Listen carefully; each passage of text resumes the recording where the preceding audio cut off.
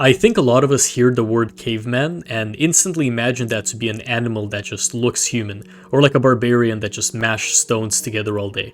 And while I can't lie, they did do that sometimes, a lot of our current thoughts and instincts have been deeply rooted by our caveman ancestors, which includes the way they lived and handled their daily routines. And so the question here is this: if you woke up as a caveman, what would you actually be doing all day, and how similar would that be to your current routine? So let's go back tens of thousands of years ago to the morning of a caveman. When sunlight hit the Paleolithic world for the first time, that was a sign to start moving, because other creatures would be moving too. In a rocky shelter or a low tent of hides and branches, the caveman tribe began to wake up and prepare for the day. One of the first things you'd notice is the smoke that would drift from the remains of a fire that had burned since the evening before. Keeping that fire alive was the first task of every single morning. Someone, often whoever had stayed on watch overnight, would crouch beside the fire embers and blow gently to keep it going. It's stereotypical, but fire really was everything to cavemen. The obvious benefits like warmth and light were crucial to their survival, but it also gave them protection from predators who were afraid of this unexplained power, which also gave them a constant sense of safety. Archaeological sites across Europe and Asia also reveal deep layers of ash and charcoal, which meant that Paleolithic fires were rarely allowed to die. Reigniting one from scratch using friction or sparks could take hours, which cavemen simply couldn't afford, and so maintaining an existing fire was just something you had to do. This is where the rest of the camp slowly started waking up and coming to life. There would be a very interesting smell of smoke mixed with drying hides and earth, something that the caveman just knew as a default smell. Children played quietly with whatever they had, while adults gathered tools for the day's work. Some men and women would prepare to hunt, taking spears with sharp stones at the end, but they also created rope to hold the spears together, which was made from animal sinew, which is a tough tendon from an animal's leg, which they then dried and pounded into fibers, creating a much stronger material than something like plant fibers. This rope would be maintained before each hunt, which is interesting since it's not something you'd expect from a stereotypical caveman. Others, often women, elders, or children, had to go out to search for nuts, berries, roots, and just edible greens. Although these have been long depicted as separate classes of hunters and gatherers, some archaeological evidence shows that there was an overlap between these roles. Women likely hunted smaller animals or drove prey during coordinated hunts, while men also collected plants and gathered firewood.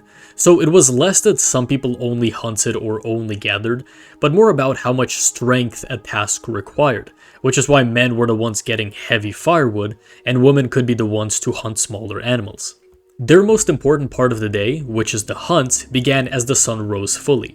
Hunters didn't have maps yet, but read the land by following animal tracks, broken twigs, and even the direction of the wind. They actually understood migration patterns and the behavior of prey in different seasons. A well-trained caveman could tell how fresh a footprint was or whether a herd had passed recently. They would move in silence and communicate through gestures and soft clicks of the tongue, kind of similar to hunter animals right now. I should also add that their weapons were carefully engineered to pierce thick hide, and those who could throw spears were able to use it as a precise ranged weapon without having to even get close to the animals. Some groups even used traps or drove animals towards cliffs to increase their chances of success. When the hunt succeeded, it was a moment of intense communal effort and everyone had to move quickly. Butchering began almost immediately before scavengers could arrive. Every part of the animal had immense value. Meat was cut into strips and carried back to camp for roasting or drying. Hides became clothing and shelter.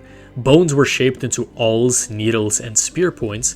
Tendons were used as thread, and fat was stored for waterproofing tools and lamps. Sometimes, after a major kill, the tribe performed simple rituals consisting of chants, rhythmic drumming, or markings on the grounds. I point this out because seemingly the hunts weren't just for survival, but almost like a game for the cavemen to see what they could achieve. Now, those who stayed at the camp still made themselves very useful. The shaping of stone tools was a very valuable skill. Skilled hands could chip away a block of flint to create sharp blades and scrapers in just a few minutes. This required years of learning and precise control. Teeth often served as clamps, holding pieces of hide together while a toolmaker sliced and stitched them. Children learned by watching closely, imitating the motions of the elders. Archaeological digs show clear signs of this division of space, one area for toolmaking, another for food preparation, another for working hides. These work zones show that cavemen did actually organize their environment deliberately and understood that this planning will help them in the near future. Their clothing was adapted to climate and season.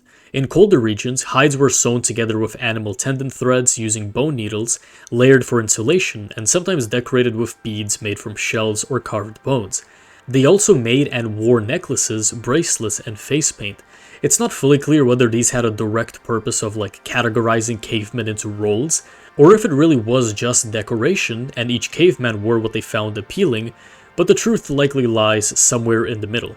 In colder months, they built simple shelters from wood and animal hides, sometimes reinforced with mammoth bones. In warmer climates, they often used caves as semi-permanent bases. These were not just dark and random areas, but actually organized homes with designated work zones and sleeping areas. The smell of roasted meat and cooked vegetables started filling the air as the foragers and hunters returned with their finds, and now it was time to eat. Because of this, their diet was actually quite varied and nutritious. They ate what the environment offered: reindeer and bison in Ice Age Europe, fish and shellfish near coast, and grains, seeds, or fruits in warmer zones. They, of course, used the fire to soften the food and make it safer to eat, a habit that expanded their menu dramatically. Some groups even used heated stones to cook stews in leather pouches filled with water. A lot of this information surprised me because my perception of cavemen was that they were brutes and stupid. However, I wasn't totally wrong. Physically, early humans were built for endurance. Neanderthals, who lived alongside early Homo sapiens, were stockier and had powerful limbs and wide rib cages capable of incredible strength. Their bones show a lifetime of strain from carrying, running, and climbing.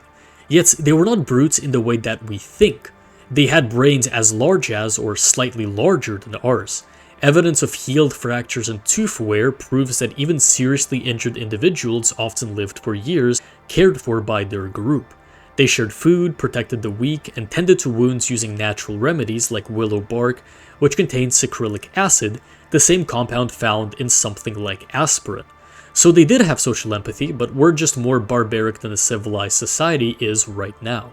But let's return to the caveman routine, into the quieter hours of the afternoon. After the important work was done, the tribe sometimes turned to the more creative tasks. Deep within the caves, they began painting.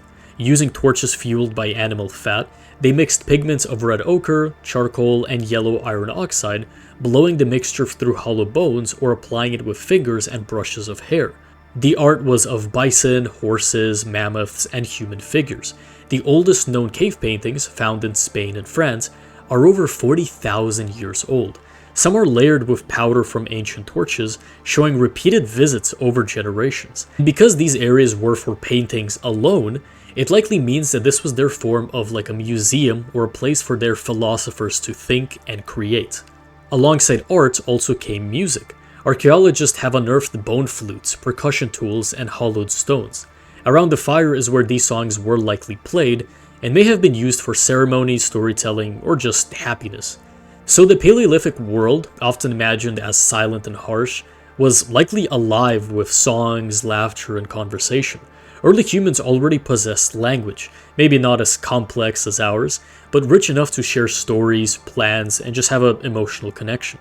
And I like to think that as you may have felt a strong connection to a piece of art you saw, whether that be a song or a picture, that cavemen had the same feelings for their music and their paintings, which would give them almost a deep spiritual reason to keep moving. And as the sun began to set, the tribe gathered again at the center of the camp. The days' work, hunting, foraging, crafting, would all accumulate into a communal meal. Meat sizzled over the flames while people sat close for warmth. Hair grooming was common during this time, with people picking out lice and dirt from each other's hair and skin, which I like to assume felt quite nice. Around the fire, stories were told, likely tales of the hunt, memories of ancestors, and lessons for the young. When darkness fell completely, danger returned. The world outside was full of predators like hyenas, cave lions, saber-toothed cats, which were drawn by the scent of meat and smoke. Fires were kept burning high, and sometimes night watches were organized. People slept close together wrapped in furs, with children being between adults for warmth. The sound of crackling wood, muffled breathing, and distant howls were all you'd hear during the night.